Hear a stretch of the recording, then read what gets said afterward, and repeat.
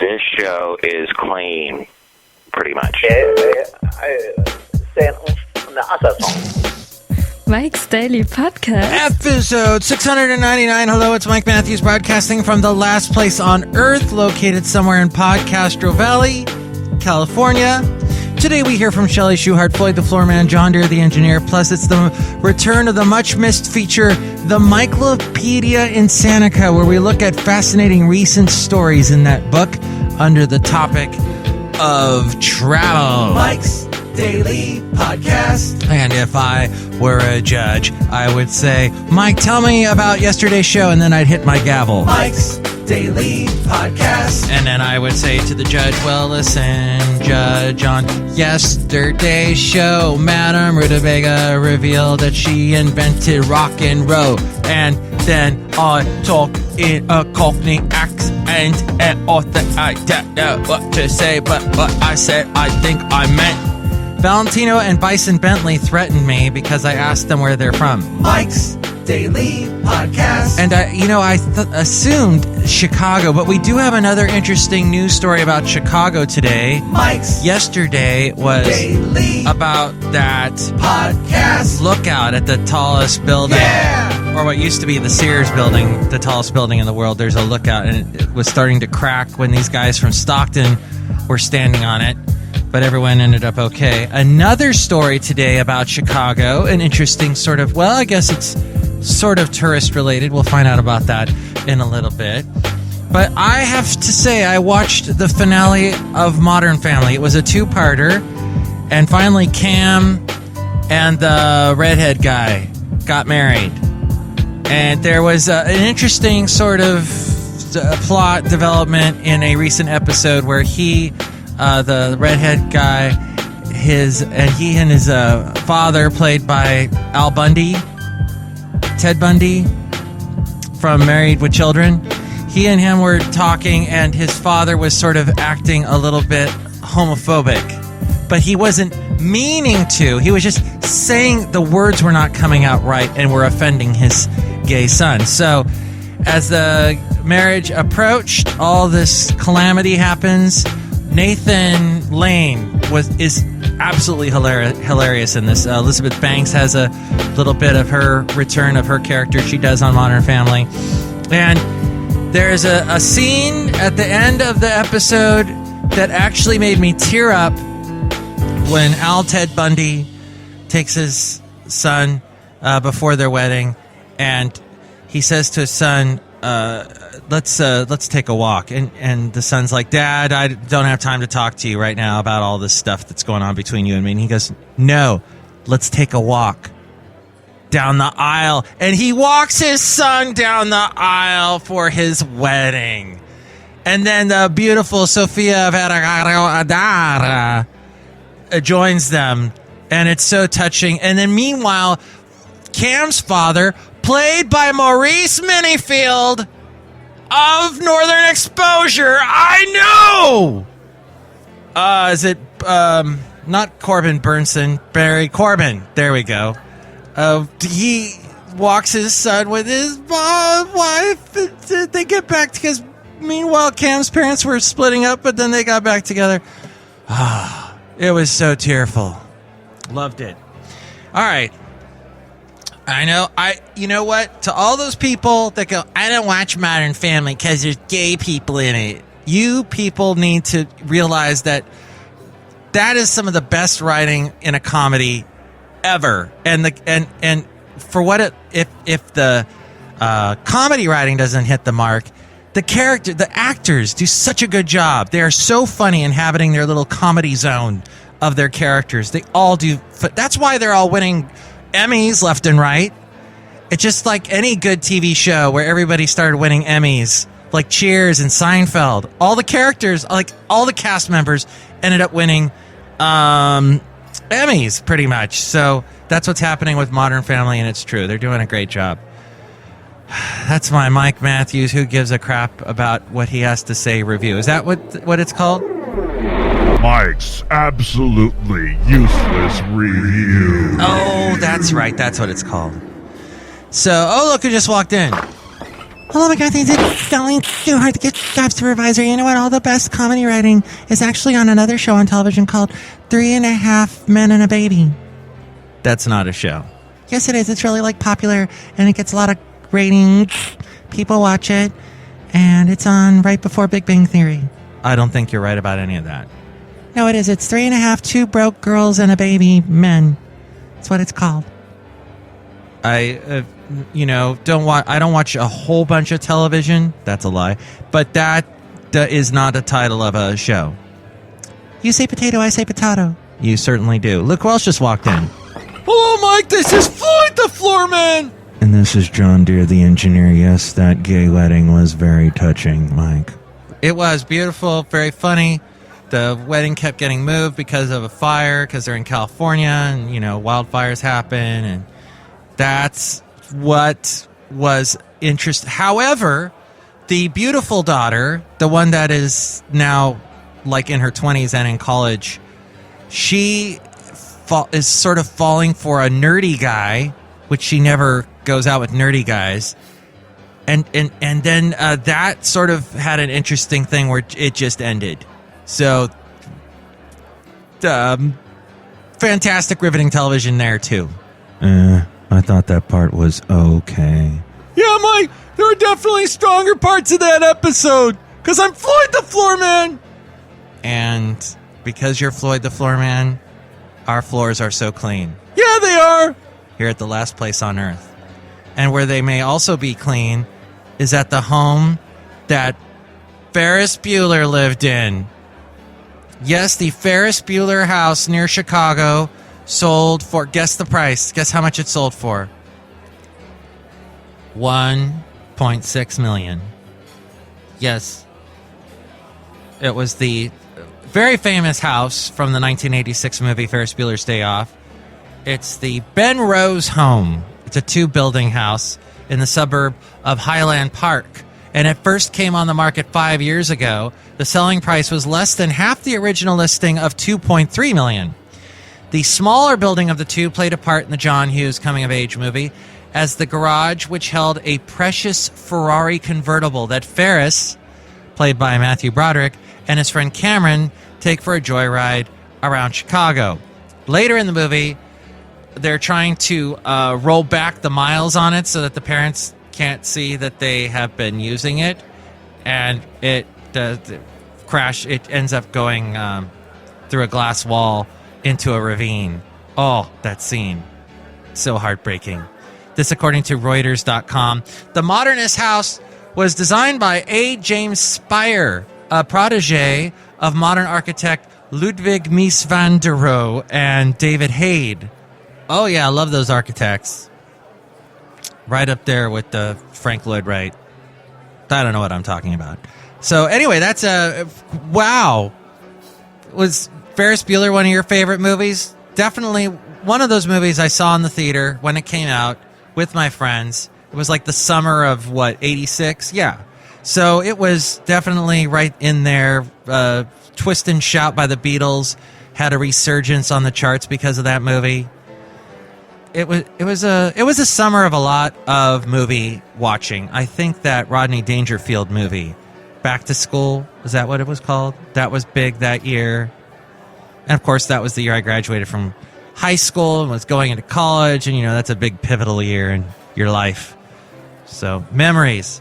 So what did you think of that movie? What did you think of the Ferrari scene where it goes flying off into the ravine? Email me, MIKES-DAILY-PODCAST@gmail.com. Oh, you can also let me know what you thought of the Modern Family finale if you saw that. We read your comments on the section Emails from Email.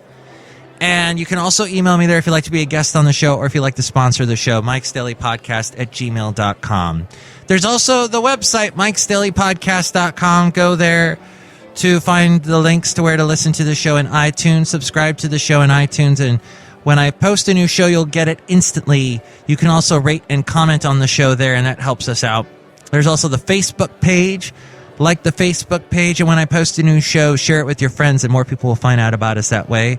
We're also on Twitter, Tumblr, YouTube, SoundCloud, Spreaker, Mixcloud, Stitcher, and Yelp, and Tumblr. Oh, check out the Amazon deal of the day, too. Click on that and buy something, and that helps us out. If you do that, you get a discount on whatever it is you're buying. You can also read the blog and the daily podcast picture and see past interviews of the show. I've got interviews from 2011 to 2012 and interviews from 2013 to now, and you can listen to all the cool people I've had on the show, as well as listen to the Mike's Daily Podcast Radio that is up there on the left-hand side of the page there at mikesdailypodcast.com. The MIKELOPEDIA INSANICA. Oh, what a fantastic book this is. It's got all kinds of interesting things inside of it. Let's take a look inside this under the letter T for travel. B-double-E-double-R-U-N, beer ride. B-double-E-double-R-U-N, beer ride.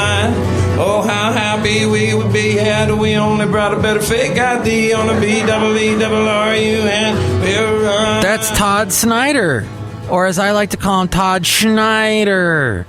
So, beer. This according to Celebrator Beer News. There hasn't been a working brewery in Livermore, California since before Prohibition. You need to go to Livermore and check it out when you're in the Bay Area. In the intervening years since Prohibition, the city has grown through its winery business and has been known for its rodeo, its honey production, and those wind turbines on the eastern hills. Renovation of the Livermore downtown area began in 2007, and since then the city has opened up restaurants, theaters, and music. In the Altamont brew house, they drink Pabst Blue Ribbon while they're brewing their Altamont Beer Works products. Quote, "It's like drinking water, but it gets us in the mood better," says Chris Norberg. He jumped to brewing from a career in catering, and he brews only 2 to 3 batches of Altamont beer each week on the brand new Chinese manufactured brewing system. Due to its limited space, they do just a few, but that should change soon.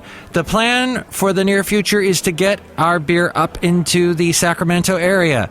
We have 3 40-barrel fermenters being built right now, and that will help us to achieve that next goal, he says. Norberg's catering background is serving him well in his new profession.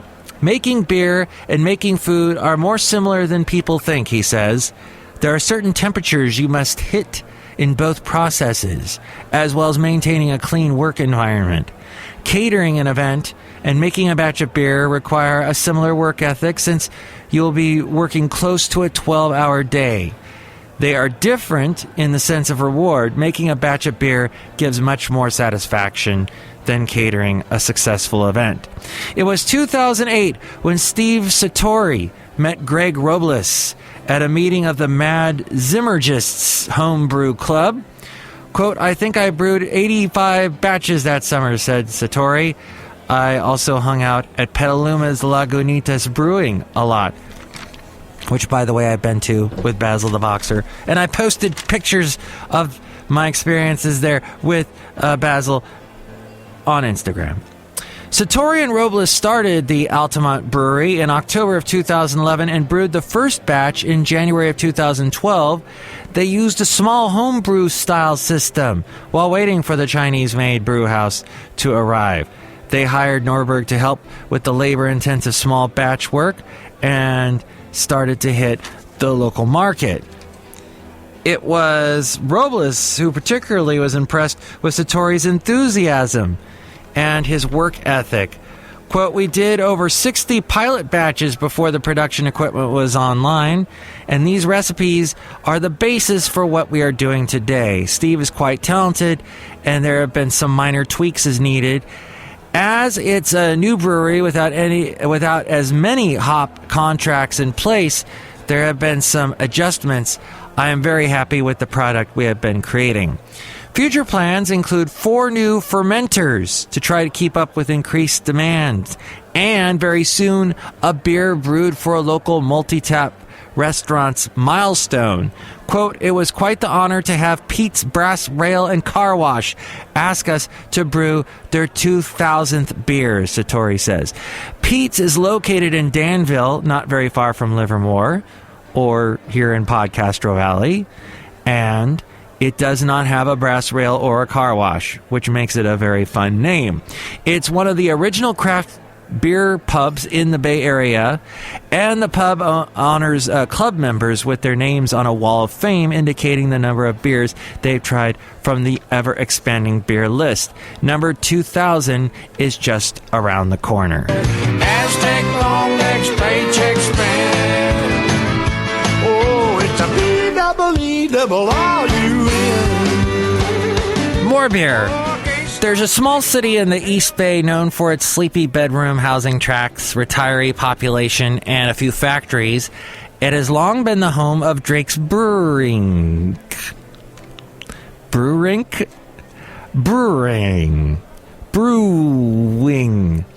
And there is also an eatery there that has served the San Leandro residents for a long time, and they've served craft beer since 1988. It's Porky's Pizza Palace. Yes, Porky's.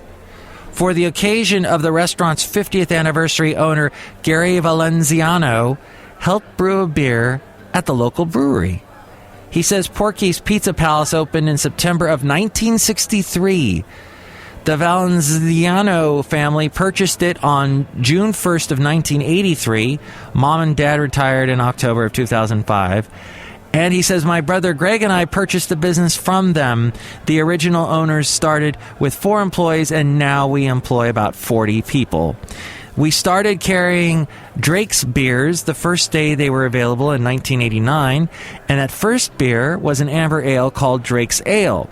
Porky's first microbrewed beers were installed the year before by Gene Downing from Nevada City Brewing, now out of business. Porky's 50th anniversary Manor Pale Ale, it's located, by the way, Porky's is located in San Leandro's area called The Manor.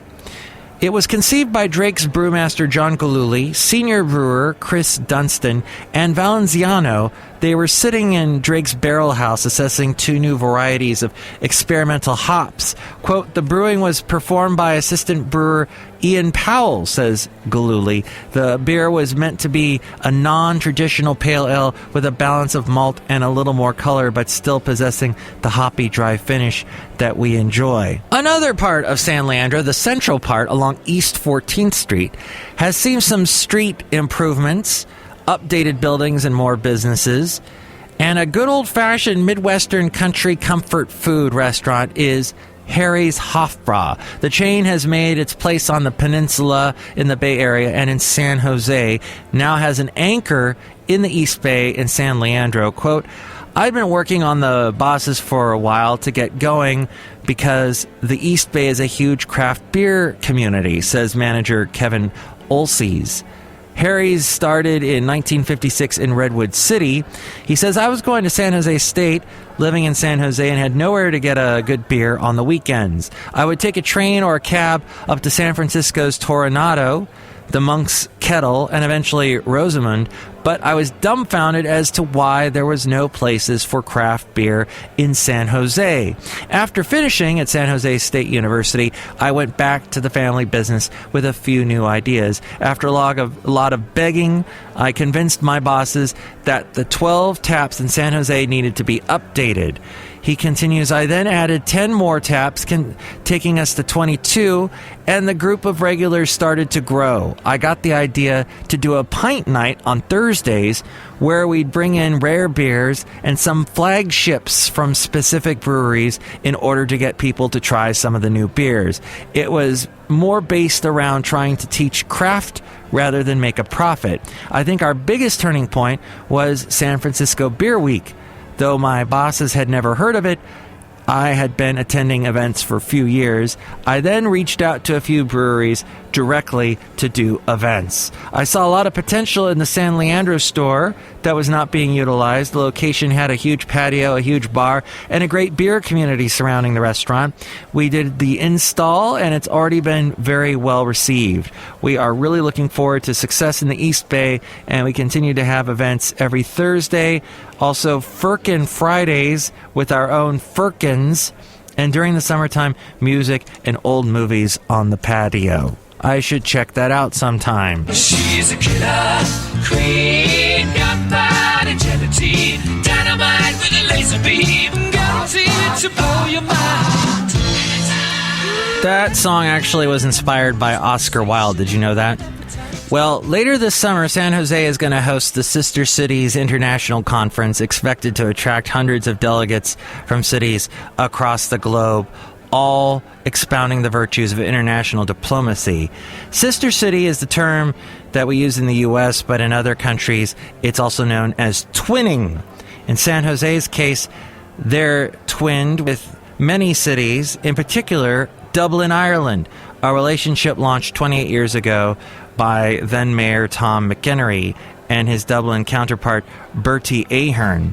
Dublin is one of the literary capitals of the world, claiming numerous legends and laureates, but the one that stands out is Oscar Wilde. He was more eccentric and dressed better than the rest. He sauntered around with a pet lobster on a leash, and he was also the only one of those legends that ever visited San Jose. Oscar Wilde first visited America in 1882 for a highly promoted lecture tour about aestheticism that took him to about 100 cities, including San Jose.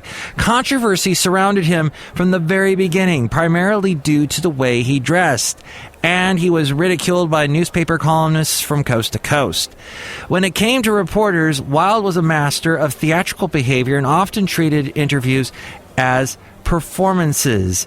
This according to the Metro newspaper, and you can go to metroactive.com to find out more about them. Oscar Wilde often treated interviews as performances, manipulating entire encounters just to propagandize his own notoriety.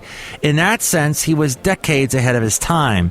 In 1882, San Jose's population was about 13,000. The town's most lavish venue, the California Theater, unrelated to the current California Theater, extended one city block from 1st Street to 2nd Street. The 958-seat complex was at that time the finest facility in San Jose before it burned down several years later. Oscar Wilde appeared at the California Theater on April 3rd of 1882 to deliver the lecture on the English Renaissance. He also spoke about concepts of beauty and art for art's sake. A recap in the San Jose Daily Herald opened with the following. The high priest of aesthetes lectured last night to an audience which filled the dress circle of the California Theater. All the most fashionable and cultured people of San Jose were there, and the attention they paid to every word of the lecture showed how deeply they were interested in the lecturer and his subject. With euphoric intrigue, the Herald continued by mentioning that Mr. Wilde was dressed in the unusual velvet coat, knee breeches, and silk stockings, ruffled shirt, front and lace ruffs, and that he was a tall, well-proportioned man with a very boyish face, smooth as a woman's, and made to look more effeminate by the hair, which is long and hangs down round the face. His eyes are beautiful, shaded with long lashes, and full of expression. In any event, that first American tour is where Oscar Wilde honed his ideas on beauty and art, and it proved to be fertile ground for the extremes of ambiguity, sarcasm, and paradox he so brilliantly employed in The Picture of Dorian Gray just a few years later. All right, finally wrapping up this MIKELOPEDIA INSANICA, talking about travel and for some reason focusing a bit on San Jose. Mission San Jose. A lot of Germans ended up at Mission San Jose, interestingly enough. It was the first American pioneer business center, and several pioneer mercantile enterprises were located there. Leon Ehrman, S. Bachman, S. Strauss founded a firm called Strauss & Company in 1854. At first, they occupied an old adobe building. There was no change in the firm until 1868 when Leon Ehrman withdrew, with his nephews Max and Solomon Ehrman were admitted to the partnership.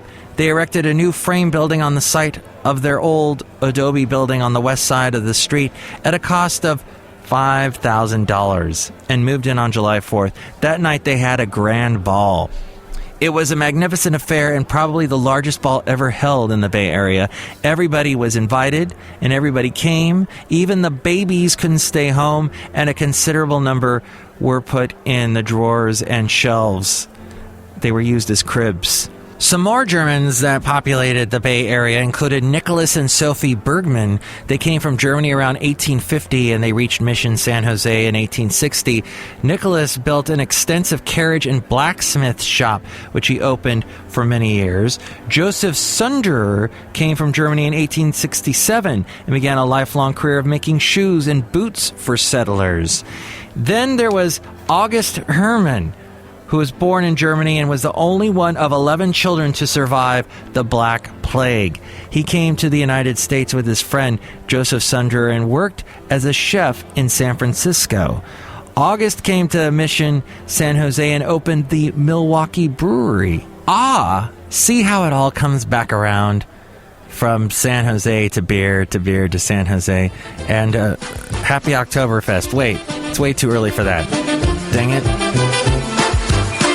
Oh, the chicken dance as we go outside the last place on earth where we bring you Mike's Daily Podcast somewhere in Castro Valley, California. So go to Livermore and check out the beer places there and in San Jose. Some cool things to see here in the Bay Area. And here's today's podcast picture. It's a picture of me actually in the Diablo Valley there, kind of looking towards, I guess what I call now, Damville. Listen to previous shows to find out why. And there I am, and I'm saying the hills are alive with the sound of Mike's Daily Podcast. Hope you're enjoying the show today. If not, hi, my name is Mark Maron. Mike Matthews, I don't get that joke. It's like you're saying that you're someone else. If someone doesn't like you, you pretend you're someone. It's an old joke. Oh, okay. You know, I don't like your humor, Mike Matthews. I prefer the humor on 3.5 Broke Women, Girls, and a Baby, and 1.5 Man show. That's not a... Tomorrow we will bring you... Oh my gosh, I can't believe we're going to be bringing you this.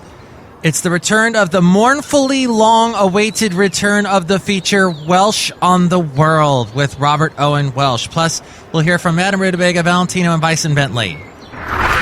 Mike's Daily Podcast is written and produced and performed by Mike Matthews. His podcast is super easy to find. Download or listen to his show and read his blog at MIKEs-DAILY-PODCAST.com. Email Mike now at MIKES-DAILY-PODCAST@gmail.com. See you tomorrow. Bye! He said, let's take a walk down the aisle.